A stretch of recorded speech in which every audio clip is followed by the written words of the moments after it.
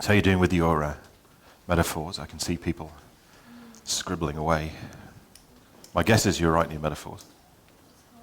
Oh, it's hard. Yeah. Well, I know. I know it's hard from personal experience because when I was doing my NLP trainers training, which would be back in 1903. 1903, yeah. Yeah, I did my NLP trainers training 70 years before it was invented. And so there we are, first day of NLP trainers training. And we get to the end of the first day. And one of the trainers said, so for tomorrow, first thing, you're going to need 5 metaphors. And you're going to have to, as soon as we start on trainers training, you're going to be up in front of your group, you're going to be delivering your metaphors. No time to prepare, so you've got to do it all tonight before tomorrow morning. And I could feel myself sliding down the chair, Oh no. Because I thought I'm an absolutely terrible, awful storyteller. But I mean, it wasn't just an idea, I actually knew I was. Because several years earlier, I was doing a coaching training, learning to become an achievement coach. So we went on a 5-day training to learn how to become an achievement coach. And the trainer of that training had just discovered metaphors and believed that they were the best thing since sliced bread, which is a metaphor in of itself if you think about it. So for 5 days, all we did was metaphors. Now imagine that, 5 days of metaphors with the belief that you're terrible at metaphors. I mean, it was dreadful. So it came to the last day.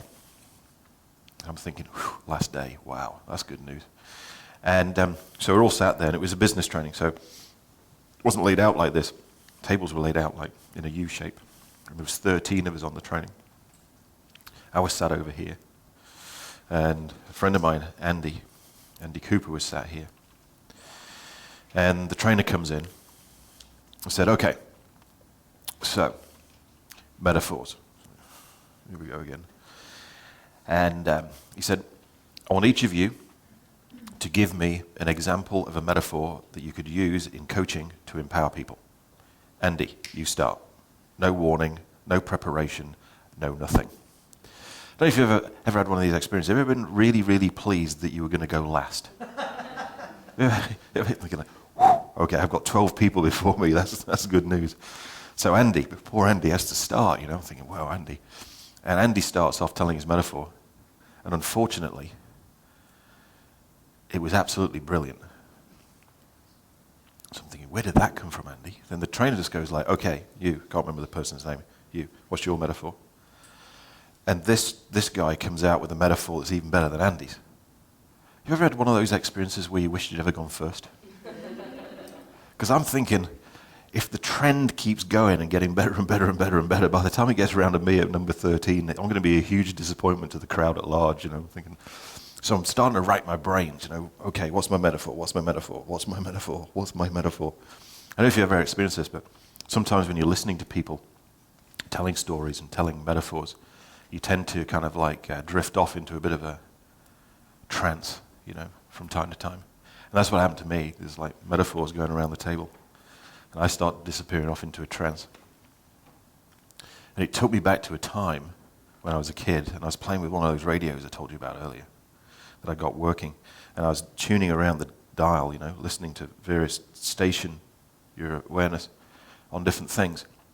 And there was a particular radio station that really caught my ear.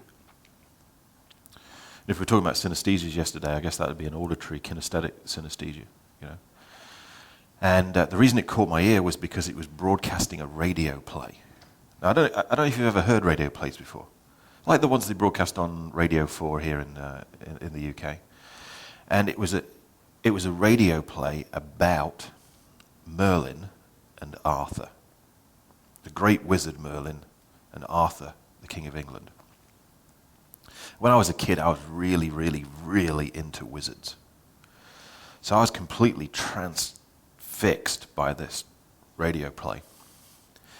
And radio plays are different than watching TV or going to the movies or any of those kind of things because there's no pictures. So when you listen to a radio play, you literally have to go inside and make up your own pictures. Because there are none, you know.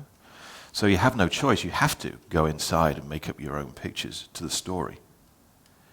Which is what happened, you know. I'm listening to this thing, and I'm almost like pulled in through the radio, and I'm in the world of Merlin and Arthur, you know, hundreds of years ago.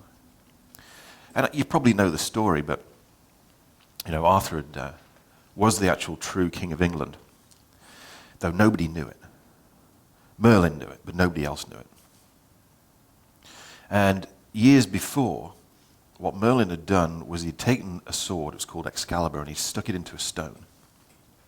And he cast a spell on it so that only the true rightful king of England would be able to pull the sword from the stone, and then everyone would know that this person was the true rightful king of England. And there'd been a number of people in the past who tried to pull Excalibur from the stone. But of course, since they only tried, then it didn't work. But also they weren't the true king of England.